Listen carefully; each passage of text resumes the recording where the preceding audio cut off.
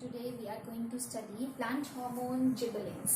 So as you all know, gibberellins are also known as gibberellic acid. Short form में हम इसे कहते हैं G. So in Japan, rice plants showed a disease known as Bakini disease. It is also known as foolish seedling disease. ठीक है, तो इस disease में क्या प्रॉब्लम था? जो राइस प्लांट्स थे वो बहुत ज़्यादा हाइट में इंक्रीज करते थे. हाइट बहुत ज़्यादा means they are very tall plants, but these rice plants do not show any seed production. ठीक है, तो हाइट इनका बहुत ज़्यादा इंक्रीज कर गया बट सीड प्रोडक्शन उसमें नहीं मिला, तो दैट्स वाई इसको फुलिश प्लांट्स समझा गया कि वो इतने ज़्यादा हाइट में इंक्रीज करते हैं. So then soil was studied, और इस सॉइल में जापानीज साइंटिस्ट को टोक्यो में ये किया गया था. उसमें एक फंगस मिला. फंगल एक्सट्रैक्ट जो था that usually causes the increase in height. So fungus कौन सा था? फंगस था हमारे पास जिब्रेला फ्यूजिकुराई. जिब्रेला फ्यूजिकुराई इस सॉइल में प्रेजेंट था और उसकी वजह से जो राइस प्लांट्स थे उनकी जो टॉलनेस थी या हाइट थी वो इंक्रीज कर गया. ओके, देन फंगस जो जिब्रेला फ्यूजिकुराई हमें मिला उसमें से एक उसके एक्सट्रैक्ट में से कंपाउंड आइसोलेट किया गया and that was named as gibberellins. Yabuta was the scientist जिसने इनका नेमिंग किया था और कुरोसावा वाज द साइंटिस्ट जिसने फंगस से ये एक्सट्रैक्ट निकाला था. ठीक है, सो टोक्यो में सारी स्टडी हो रही थी. टोक्यो में 3 टाइप ऑफ जिबरेलिन्स आइडेंटिफाई किए थे टोक्यो यूनिवर्सिटी में and they were named as GA1, GA2 and GA3. So Tokyo में 3 टाइप ऑफ जिबरेलिन्स मिले. साइमल्टेनियसली यूएसए में एक और टाइप ऑफ जिबरेलिन आइडेंटिफाई हुआ, that was named was GA.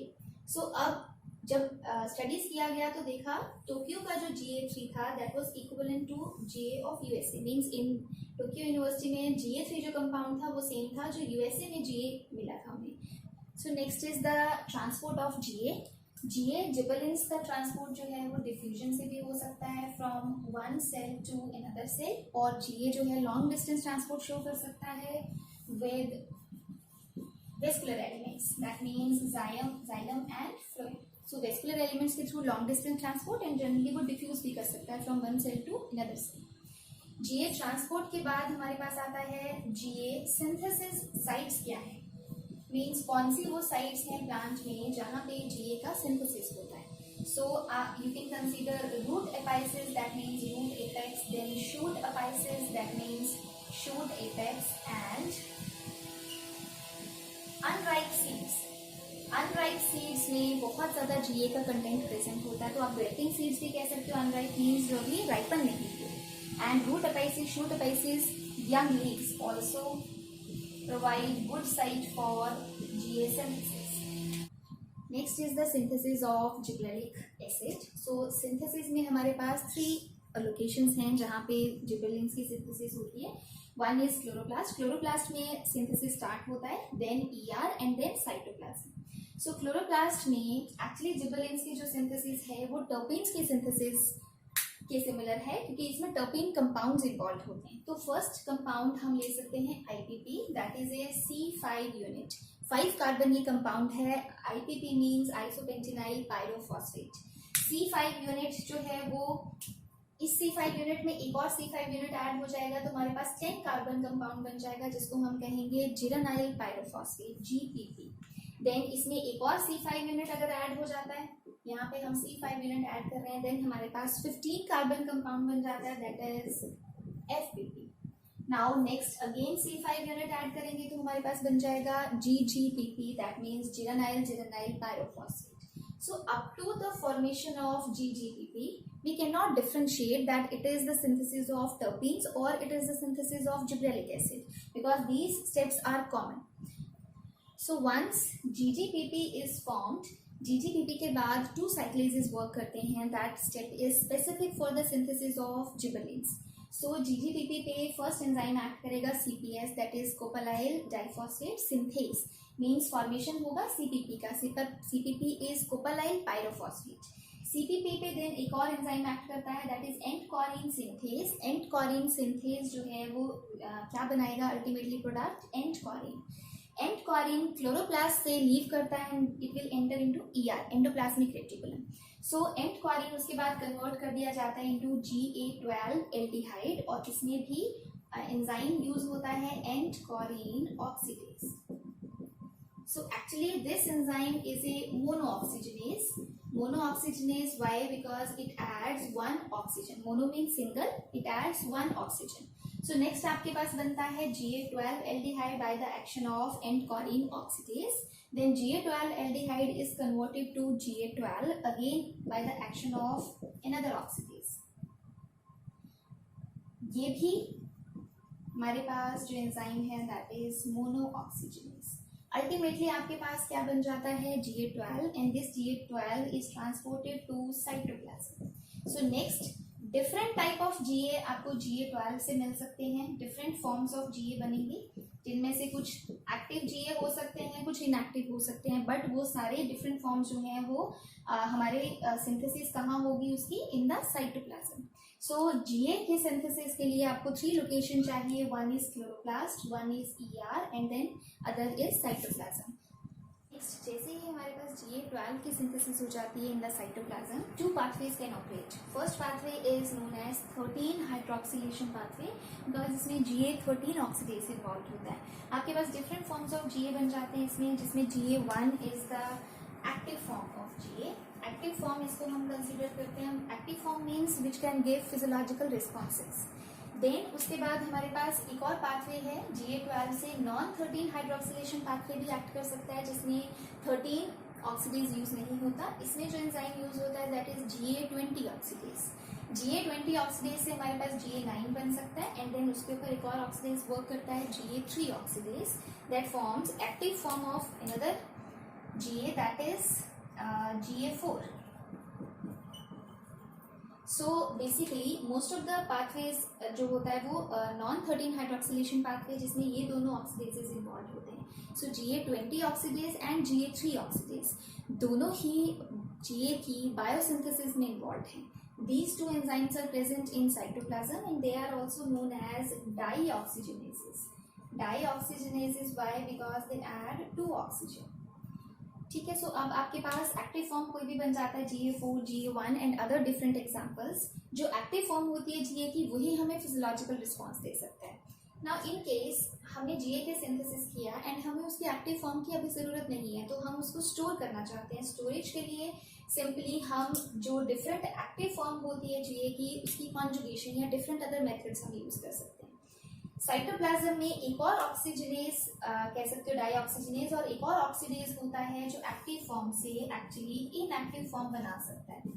So active form से इनएक्टिव फॉर्म बनाने के लिए कौन सा ऑक्सीडेज एक्ट करता है, GA2 oxidase.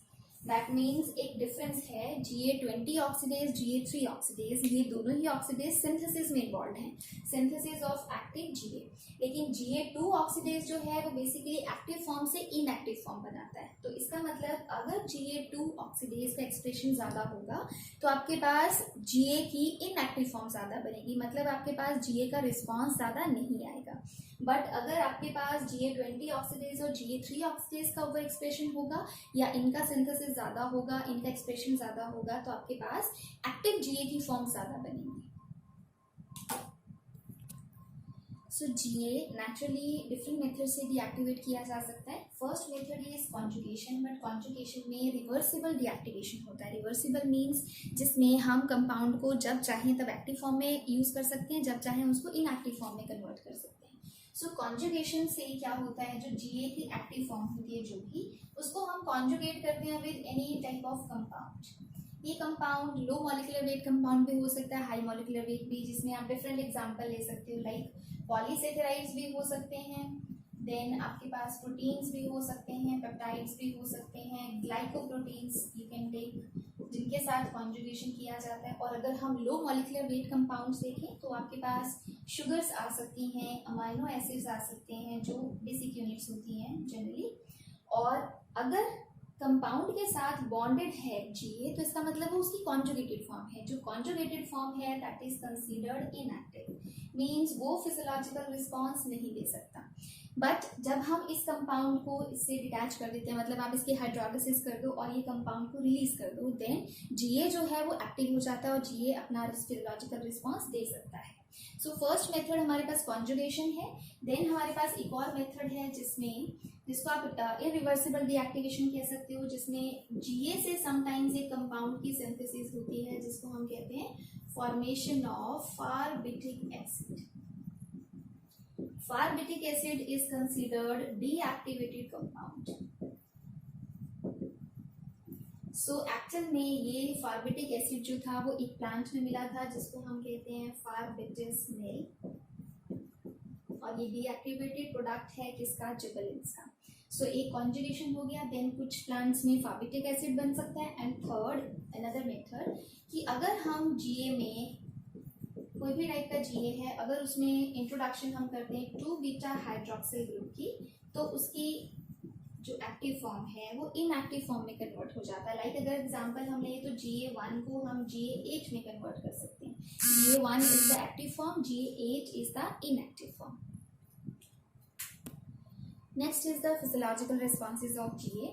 So first response हम कंसिडर करते हैं that is stem elongation. So stem elongation वो प्लांट्स नहीं कर सकता, इवन रोजेट प्लांट्स में भी हम कंसिडर करते हैं। स्टेम इलॉन्गेशन ड्वार्फ प्लांट्स को टॉल करने का सबसे बेस्ट वे है कि उसमें स्टेम इलॉन्गेशन किया जाए, वो हम जीए की हेल्प से कर सकते हैं। सो अगर एक प्लांट है that is dwarf, even it is genetically dwarf, genetically means इसके जीन्स ऐसे हैं कि इसका हाइट जो है वो बहुत छोटा रहेगा, स्टिल अगर आप इस प्लांट को जीए प्रोवाइड करते हो तो जीए की सिग्नलिंग से ये जो प्लांट होता है that increases height and it becomes tall. Similarly rosette plants होते हैं, एग्जांपल हम ले सकते हैं। रोजेट प्लांट्स वो होते हैं जिसमें आपके पास जो प्लांट है उसकी अपीयरेंस ऐसा होता है कि लीव्स जो होते हैं वो पेटल लाइक रोज प्लांट की तरह इस तरह से अरेंज होते हैं। यहाँ पे आपको एक स्टेम एपेक्स नजर आएगा, छोटा सा, बहुत छोटा सा एपेक्स। मीन्स आप कह सकते हो कि इस केस में जो इंटरनोड्स की लेंथ है वो बहुत कम होती है। What is internode? जो भी आपके पास प्लांट होता है जनरली उसमें कुछ स्ट्रक्चर्स होते हैं नोड्स, जहाँ से कोई न्यू ब्रांच अराइज कर सकती है या न्यू लीफ अराइज कर सकता है। So distance between these two nodes is known as internode. अब अगर इंटरनोड की लेंथ कम है तो इसका मतलब आपके पास ओवरऑल हाइट भी कम है, बट अगर इंटरनोड लेंथ ज़्यादा है तो दैट मीन्स प्लांट जो है वो टॉल है।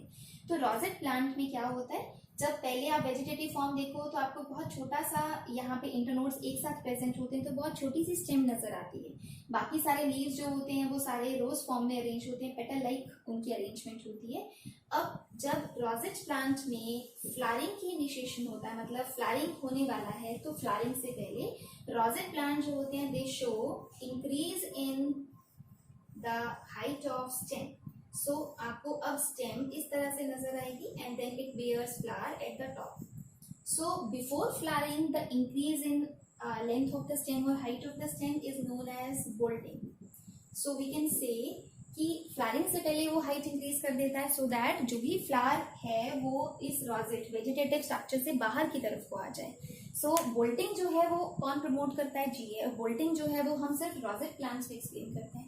रोजेट प्लांट जिसमें रोज पेटल लाइक अरेंजमेंट है और फ्लावरिंग से पहले वो इंक्रीज करेगा स्टेम को। अदरवाइज नॉर्मल जो प्लांट्स हैं उनमें हम सिंपली ये कह सकते हैं कि जिसको भी आप जीए प्रोवाइड करोगे वो एक्सपेक्टेड लेंथ से हमेशा हाइट इंक्रीज करेगा, तो हम कहेंगे टॉलनेस क्या हो रहा है, इंक्रीज हो रहा है। Next function is transition from juvenile to adult phase. So GS जो होते हैं वो जुवेनाइल फेज से एडल्ट फेज में ट्रांजिशन को फास्ट प्रोसेस कर देते हैं और इजी प्रोसेस कर देते हैं। इस जो इसका फंक्शन है इसको हम एक्सप्लाइट करते हैं इन कॉनिफर्स। कॉनिफर्स क्या है, बेसिकली जिम्नोस्पर्म्स है। सो कॉनिफर्स में ये जो जुवेनाइल टू एडल्ट फेज की ट्रांजिशन होती है ये थोड़ी डिफिकल्ट होती है, इट्स अ स्लो प्रोसेस। तो हम कॉनिफर्स में सिंपली अगर हमारे पास जुवेनाइल प्लांट है और हम चाहते हैं कि वो जल्दी से जल्दी एडल्ट या मैच्योर फेज में एंटर करे, क्योंकि मैच्योर फेज में ही वो आगे सीड प्रोडक्शन करेगा, तो हम उस जुवेनाइल प्लांट को जीए का कॉम्बिनेशन देते हैं जिसमें हम GA4 एंड GA7 अगर हम इसे प्रोवाइड करें तो प्लांट जो है वो जल्दी से जल्दी कौन से फेज में एंटर कर जाता है, एडल्ट फेज में। सो ये ट्रांजिशन जो है वो जीए फास्ट कर सकता है। Then third function is GA induces parthenocarpy. Now what is parthenocarpy? Parthenocarpy का मतलब है production of seedless fruits. So parthenocarpy में जो नॉर्मल प्रोसेस होती है फर्टिलाइजेशन की वो बाईपास हो जाती है, मतलब फर्टिलाइजेशन उसमें नहीं होता और जो आपके पास फीमेल ओवरी पार्ट है वही आगे क्या बना देता है, फ्रूट. तो इसलिए उसमें सीड्स नहीं होते क्योंकि कोई फर्टिलाइजेशन नहीं हुआ. पार्थिनोकार्पी से जो फ्रूट्स बनते हैं उनको हम सीडलेस फ्रूट्स कहते हैं और मार्केट में उनकी बहुत ज्यादा डिमांड होती है. सो जनरली ऑक्सिन्स जो हैं वो बहुत ज्यादा यूज किए जाते हैं फॉर पार्थिनोकार्पी. जीए जो है वो स्पेसिफिकली यूज किया जाता है in stone fruits.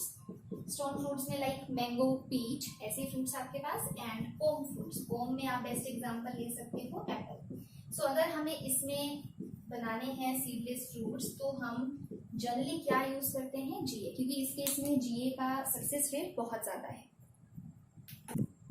So next function is GA also prevent sexes. मतलब वो तब तक जीए का कंटेंट जब तक हाई है तब तक एजिंग की प्रोसेस जो है वो स्लो रहेगा, वो एजिंग को प्रिवेंट करेगा. GA also induces floral initiation. Floral initiation का मतलब क्या है, फ्लावरिंग. फ्लावर की जब इनिशिएशन होता है and also sex determination. So flowering के लिए तो जीए बहुत ही अच्छा हार्मोन है क्योंकि जीए को हम फ्लावरिंग हार्मोन भी कह सकते हैं. वाई? क्योंकि मोस्ट ऑफ द प्लांट्स में जब भी फ्लावरिंग होता है उस टाइम अगर हम चेक करें तो जीए का कंटेंट बहुत ज्यादा हाई होता है. या ऐसे प्लांट्स जिसमें अभी फ्लावरिंग नहीं हो रही है आप जीए प्रोवाइड कर दो तो मोस्ट ऑफ द प्लांट्स जो हैं वो फ्लावरिंग इनिशिएट करते हैं, फ्लोरल इनिशिएशन स्टार्ट करते हैं. सेक्स डिटर्मिनेशन का मतलब क्या है, फ्लावर जो है उनको हम मेल एंड फीमेल कह सकते हैं on the basis of male parts and female parts. अगर एक फ्लावर में सिर्फ एंड्रोशियम प्रेजेंट है, गाइनोशियम एब्सेंट है तो हम कहेंगे वो मेल फ्लावर है. अगर उसमें गाइनोशियम प्रेजेंट है बट एंड्रोशियम एब्सेंट है तो हम कहेंगे उसको फीमेल फ्लावर है. और अगर दोनों प्रेजेंट है तो हम उसे बाइसेक्सुअल फ्लावर कहते हैं. सो सेक्स डिटर्मिनेशन में क्या होता है, एक पर्टिकुलर टाइप ऑफ सेक्स मतलब मेल या फीमेल फ्लावर जो है वो जीए इंड्यूस करेगा. सो डिफरेंट प्लांट्स में हमें डिफरेंट रिजल्ट्स मिलते हैं. लाइक मेज में जो जीए है वो फीमेल फ्लावर्स की फॉर्मेशन करता है, मतलब अगर आप उसको जीए प्रोवाइड करो तो ज्यादा से ज्यादा फीमेल फ्लावर्स बनेंगे. ठीक है, लेकिन कुछ ऐसे और भी प्लांट्स हैं जिनमें अगर आप प्रोवाइड करो तो मेल फ्लावर्स की जगह फीमेल फ्लावर्स की जगह मेल फ्लावर्स बनेंगे. Like cucumber, spinach etcetera. Different plants हैं जिसमें जीए जो है वो मेल फ्लावर्स की फॉर्मेशन को प्रमोट करता है. So next function of GA is fruit setting. GA also promote setting of fruit. Setting of fruits का मतलब है फ्रूट की फॉर्मेशन स्टार्ट होता है, फ्रूट की डेवलपमेंट. जीए उसे भी प्रमोट करता है. देन जीए ऑल्सो प्रमोट सीड जर्मिनेशन. मतलब हम ये भी कह सकते हैं कि जीए जो है वो डॉर्मेंसी को ब्रेक करता है और सीड जर्मिनेशन को प्रमोट करता है. तो जनरली मोनोकॉट्स में ये देखा गया है कि जब भी सीड जर्मिनेशन होता है उससे पहले जीए का कंटेंट बहुत ज़्यादा हाई होता है. ये इसका बहुत ही अच्छा फंक्शन है जीए का. सीड जर्मिनेशन की सिग्नलिंग को भी बहुत ज़्यादा डिटेल में स्टडी किया गया है इन मोनोकॉट्स. देन जीए का एक और फंक्शन है दैट जीए जो है वो डॉर्मेंसी को ब्रेक करता है. लेकिन कुछ एग्जांपल्स हैं जिसमें आप ले सकते हो ट्यूबर्स. और ये जो एक्शन है वो एंटागोनिस्ट है टू द ऑक्सिन्स. यदि ऑक्सिन्स जो है वो डॉर्मेंसी मेंटेन करते करते हैं. हम कमर्शियली ऑक्सिन्स को यूज कर सकते हैं टू प्रिवेंट स्प्राउटिंग और germination of any stored product. Like store houses में अगर हमें tubers, bulbs and different propagating material को स्टोर करना है तो हमें हाई ऑक्सीजन मेंटेन करना है. बट अगर आप उनको जीए प्रोवाइड करोगे तो वो क्या करेगा, ट्यूबर्स एंड ऑल जो भी आपने स्टोर किया होगा, बल्ब्स एक्सेट्रा, उनकी जर्मिनेशन कर देगा. तो हम इसे कहेंगे, इसको आप स्प्राउटिंग भी कह सकते हो और सिंपली जर्मिनेशन भी कह सकते हो. और सिंपली हम कह सकते हैं कि वो डॉर्मेंसी को ब्रेक करता है. नेक्स्ट फंक्शन है जीए का that it enhances stem growth. तो हमें पता है इंटरनोडल इलांगेशन करता है और स्टेम ग्रोथ करता है. बट हम light grown and dark grown plants को कंपेयर कर सकते हैं. सो अगर प्लांट लाइट में है और ये प्लांट हाइट में इंक्रीज कर रहा है तो ऑब्वियसली जीए है रिस्पॉन्सिबल जो इंटरनोडल इलांगेशन करेगा. बट ये जो इंटरनोडल इलांगेशन होगा that will be according to the resources. Means कितना प्लांट को न्यूट्रिशन मिल रहा है फ्रॉम द रूट्स, उसके बेसिस पे वो कितनी ग्रोथ कर सकता है. जीए उतना ही ग्रोथ एनहांस करता है.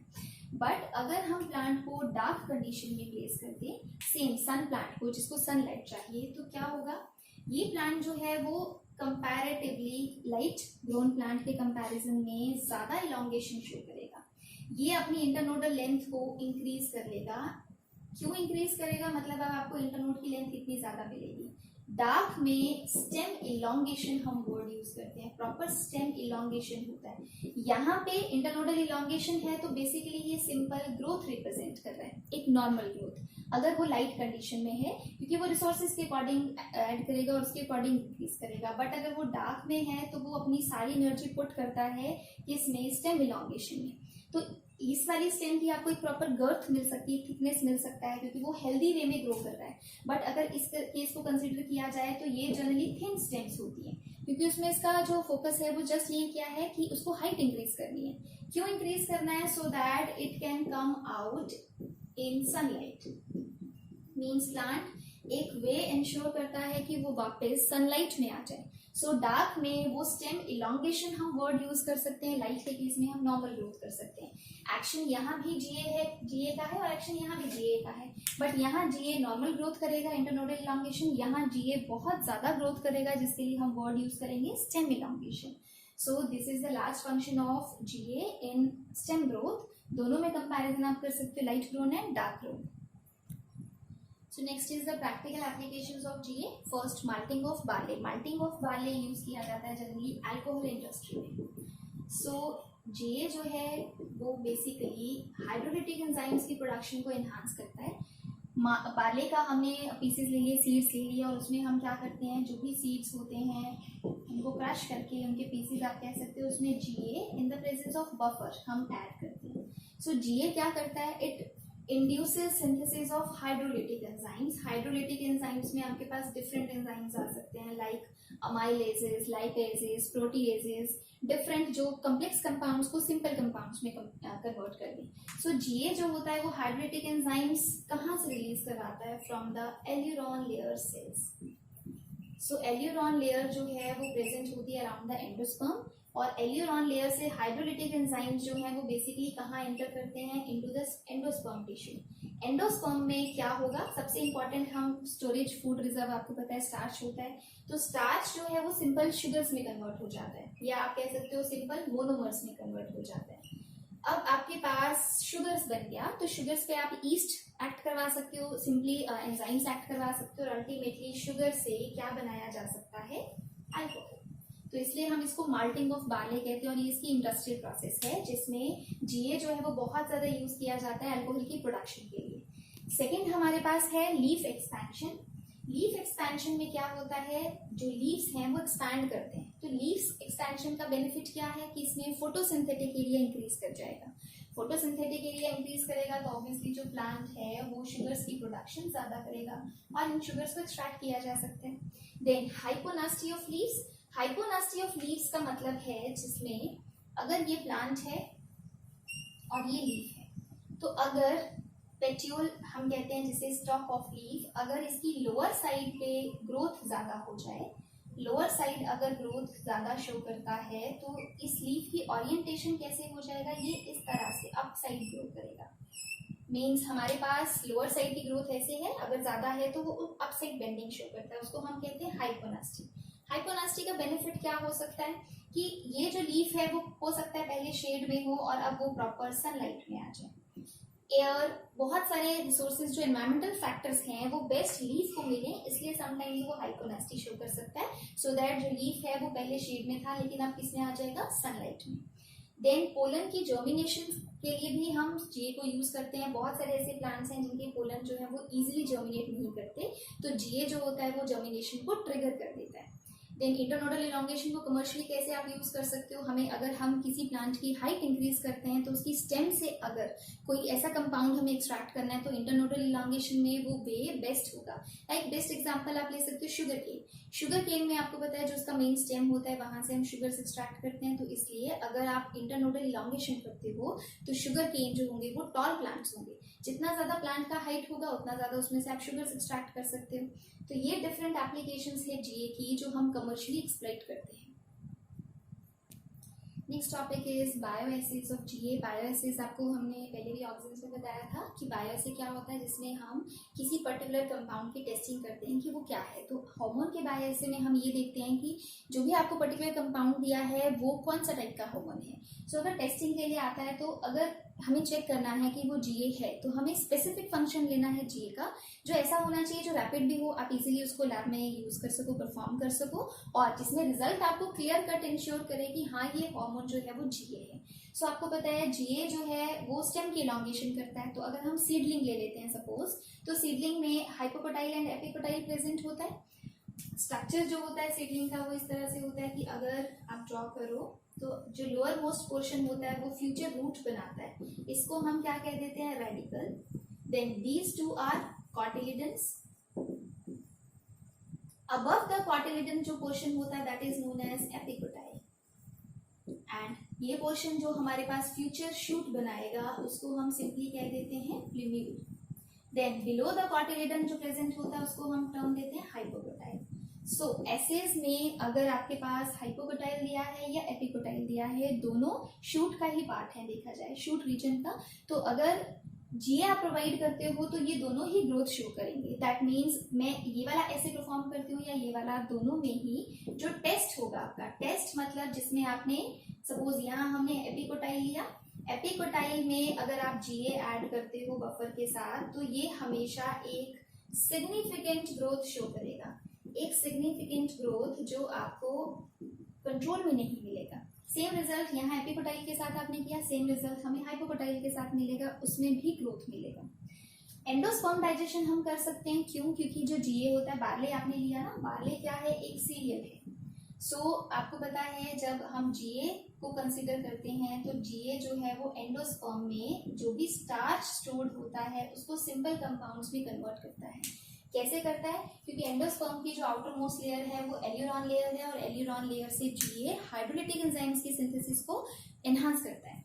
हाइड्रोलिटिक एंजाइम जो होंगे वो स्टार्च को सिंपल शुगर्स में कन्वर्ट कर देंगे, और ये स्टार्च से जो शुगर्स बनेंगी वो बेसिकली ग्रोइंग टिप्स यूज कर लेगा, root tip and shoot tip. तो एंडोस्पर्म की डाइजेशन में क्या होना चाहिए, जो कम्प्लेक्स कंपाउंड थे वो सिंपल कंपाउंड में कन्वर्ट होने चाहिए। सो अगर आप टेस्ट कंसीडर करते हो, टेस्ट वो जिसमें हमने एंडोस्पर्म लिया, एंडोस्पर्म प्लस जीए प्लस बफर लिया, तो इस केस में आपको हाई शुगर कंटेंट मिलेगा। हाई शुगर कंटेंट क्यों मिलेगा? क्योंकि हम एज्यूम कर रहे हैं कि जीए ने हाइड्रोलिटिक एंजाइम्स की सिंथेसिस को एनहांस किया, देन हाइड्रोलिटिक एंजाइम स्टार्च को या कम्प्लेक्स कंपाउंड्स को सिंपल शुगर्स में कन्वर्ट कर देंगे। तो शुगर जो है कंटेंट उसका क्या करेगा, इंक्रीज। बट ऐसा आपको कंट्रोल में नहीं मिलेगा, क्योंकि कंट्रोल में आपने जीए प्रोवाइड नहीं किया, तो दैट मीन्स कोई एंजाइम्स नहीं है। अगर एंजाइम्स नहीं है तो हाइड्रोलाइसिस भी नहीं होगा और शुगर्स भी इंक्रीज नहीं करेंगी।